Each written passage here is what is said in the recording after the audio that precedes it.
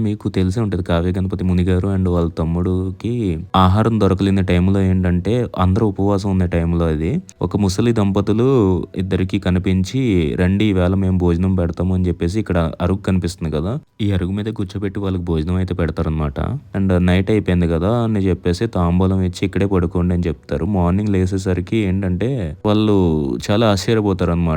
ముసలి దంపతులు ఇంట్లో ఉన్నాం అనుకుని చెప్పేసి వాళ్ళు నిద్ర లెగిస్తే, ఈ వినాయకుడు గుడిలో అయితే ఉంటారు. ఇంతకీ జరిగిన విషయం ఏంటంటే, స్వయంగా శివపార్వతులే వచ్చి వాళ్ళకి భోజనం వడ్డిస్తారనమాట. అండ్ ఇంకో చిన్న స్టోరీ అయితే మీతో షేర్ చేసుకుందాం అనిపిస్తుంది. ఏంటంటే, మనం ఇలా గిరి ప్రదక్షిణ చేసేటప్పుడు మన దగ్గర చేంజ్ ఏమన్నా ఉంటే ఇలా సాధువులు వాళ్ళు కనిపిస్తూ ఉంటారు కదా! వాళ్ళకైతే సాయం చేయండి. ఏంటంటే, స్వయంగా శివుడే పరీక్ష పెడతాడంట మనకి. వీడు మనకి సాయం చేస్తారా లేదా? ఇట్లా మనం వచ్చి అడిగితే అని చెప్పేసి. అండ్ ఈ సాధువులు కూడా తీసుకునేటప్పుడు మనకి చాలా ఆశ్చర్యపోతామండి. ఎందుకంటే, మనం సాయం చేసేటప్పుడు వాళ్ళు శివ అని